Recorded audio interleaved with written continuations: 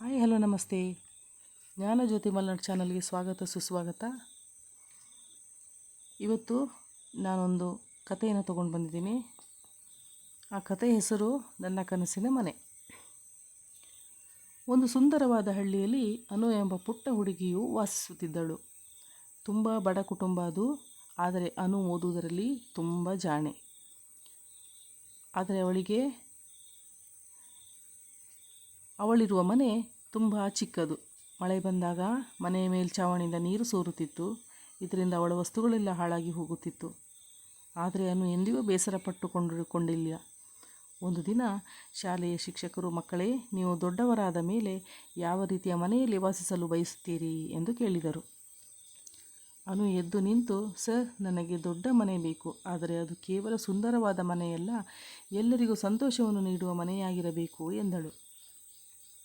ಶಿಕ್ಷಕರು ನಗುತ್ತಾ, ಹೌದು ಅನು, ನೀನು ಹೇಳುವುದು ನಿಜ. ಮನೆ ಆಡಂಬರವಾಗಿರದೆ ಅಲ್ಲಿ ಪ್ರೀತಿ ವಿಶ್ವಾಸ ತುಂಬಿರುವ ಮನೆಯಾಗಿ ನಿತ್ಯವೂ ಸಂತೋಷದಿಂದಿರಬೇಕು ಎಂದರು. ನಿನ್ನ ಕನಸಿನ ಮನೆಯಲ್ಲಿ ಏನೇನು ಇರಬೇಕು ಎಂದು ಕೇಳಿದರು. ಅನು ಹೇಳಿದಳು, ನನ್ನ ಮನೆಯಲ್ಲಿ ಅಪ್ಪ ಅಮ್ಮನಿಗೆ ಆರಾಮವಾಗಿ ಕುಳಿತುಕೊಳ್ಳಲು, ಹಾಗೆಯೇ ದುಡಿದು ಬಂದಾಗ ದಣಿವಾರಿಸಿಕೊಳ್ಳಲು ನೆಮ್ಮದಿಯ ತಾಣವಾಗಿರಬೇಕು. ಅಜ್ಜ ಅಜ್ಜಿಯರಿಗೆ ಪ್ರತ್ಯೇಕವಾದ ವಿಶ್ರಾಂತಿಗಾಗಿ ಕೋಣೆ ಇರಬೇಕು. ಮನೆಯ ಮುಂಭಾಗ ಪುಟ್ಟದಾದ ಹೂತೋಟವಿರಬೇಕು. ಮನೆಯ ಹಿಂದೆ ತರಕಾರಿ ತೋಟವೂ ಇರಬೇಕು. ಹಾಗೆಯೇ ಪಕ್ಷಿಗಳಿಗೆ ನೀರು ಮತ್ತು ಕಾಳು ಇಡಬೇಕು. ನನ್ನ ಸ್ನೇಹಿತರು ಬಂದಾಗ ಆಟವಾಡಿಕೊಳ್ಳಲು ಒಂದು ಪುಟ್ಟದಾದ ಜಾಗವಿರಬೇಕು. ಹಾಗೆಯೇ ನನ್ನ ಸ್ನೇಹಿತರಿಗೆ ಕಥೆ ಪುಸ್ತಕ ಅಥವಾ ಬೇರೆ ಬೇರೆ ಪುಸ್ತಕಗಳನ್ನು ಓದಲು ಒಂದು ಸಣ್ಣ ಗ್ರಂಥಾಲಯವೂ ಬೇಕು ಎಂದಳು.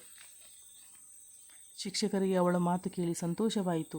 ಅನು, ನಿನ್ನ ಕನಸು ತುಂಬ ಒಳ್ಳೆಯದು. ಆದರೆ ನೆನಪಿರಲಿ, ಮನೆಯ ಸೌಂದರ್ಯ ಅದರ ಗೋಡೆಗಳಲ್ಲಿ ಇಲ್ಲ, ಹಾಗೆಯೇ ಪೀಠೋಪಕರಣದಲ್ಲಿಲ್ಲ, ವೈಭವ ಆಡಂಬರದಲ್ಲಿ ಇಲ್ಲ.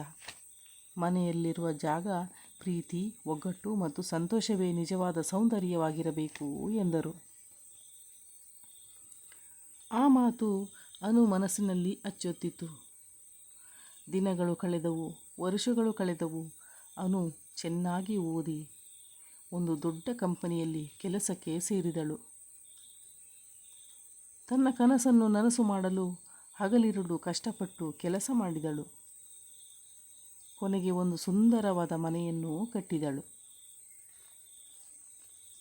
ಆ ಮನೆಯಲ್ಲಿ ದೊಡ್ಡ ದೊಡ್ಡ ಕೊಠಡಿಗಳಿಗಿಂತ ಪ್ರೀತಿಯಿಂದ ತುಂಬಿದ ಹೃದಯಗಳಿಗೆ ಹೆಚ್ಚು ಜಾಗವಿತ್ತು. ಮನೆಯ ಮುಂದೆ ಹೂಗಳು ಅರಳಿ ನಿಂತಿದ್ದವು.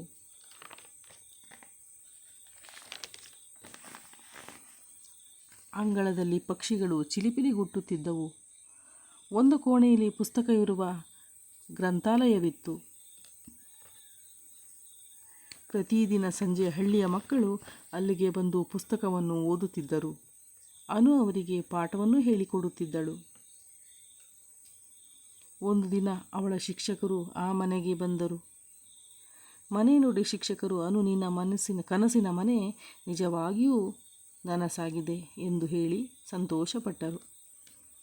ಅನು ನಗುತ್ತಾ, ಸರ್, ನೀವು ಅಂದು ಹೇಳಿದ ಮಾತನ್ನು ನಾನು ಮರೆಯಲಿಲ್ಲ.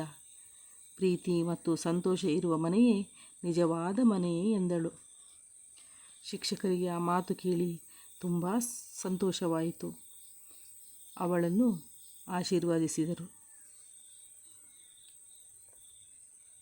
ಈ ಕಥೆಯ ನೀತಿ: ಮನೆ ದೊಡ್ಡದಾಗಿರುವುದಕ್ಕಿಂತ ಅದರಲ್ಲಿರುವ ಪ್ರೀತಿ, ವಿಶ್ವಾಸ, ಸಹಕಾರ, ಹಿರಿಯರಿಗೆ ಗೌರವ ಮತ್ತು ಎಲ್ಲರನ್ನೂ ಸಂತೋಷವಾಗಿರುವುದೇ ಮುಖ್ಯ.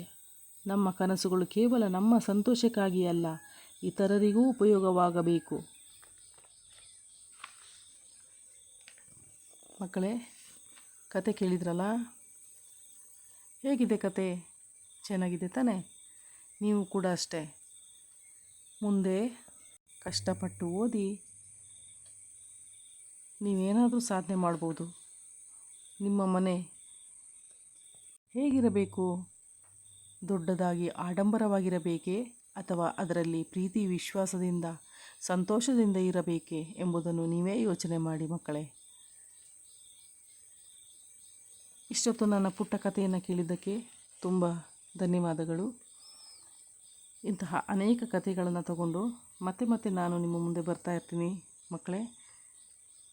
ಯಾರೆಲ್ಲ ನನ್ನ ಚಾನಲ್ನ ಸಬ್ಸ್ಕ್ರೈಬ್ ಮಾಡಲಿಲ್ಲ ದಯವಿಟ್ಟು ಸಬ್ಸ್ಕ್ರೈಬ್ ಮಾಡ್ಕೊಂಡು ನೋಡಿ, ಲೈಕ್ ಮಾಡಿ, ಶೇರ್ ಮಾಡಿ, ಹಾಗೆಯೇ ಕಮೆಂಟ್ ಕೂಡ ಮಾಡಿ ಅಂತ ಹೇಳ್ತಾ ನನ್ನ ಇವತ್ತಿನ ಕಥೆಯನ್ನು ಮುಗಿಸ್ತಾ ಇದ್ದೀನಿ. ನಮಸ್ಕಾರ.